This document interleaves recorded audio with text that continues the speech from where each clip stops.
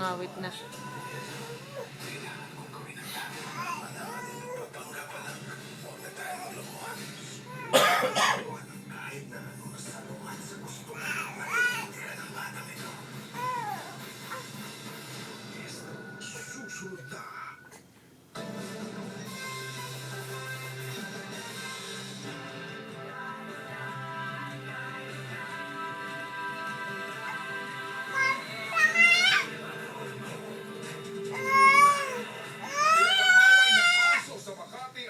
Videohan sa cellphone ng isang bayan patroller kamakailan po lamang.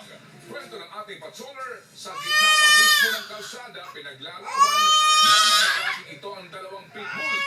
Matapos ang dagat at kalmutan, makikitang tinigil na rin ang sabong. Pero ayon sa patroller, nakakaawa ang sinapit ng mga hayop na duguan ang muso.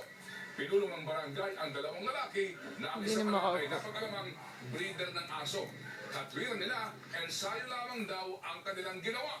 Ngayon man, nakako silang hindi na ito uulitin pa. Ayon po naman sa Philippine Animal Welfare Society, ito isang uri ng animal cruelty na labag sa RA 10631. Hinikayat din po ng POS ang publiko na sikaping mag-report sa otoridad para maiwasan ang pang-aabuso sa mga hayop.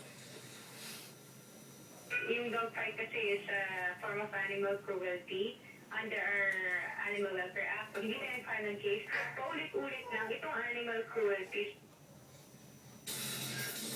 Makibahagi po sa Bayan Mo, ipatrol mo, mag-text sa i-report space, pangalan, address at ang inyong report. I-send sa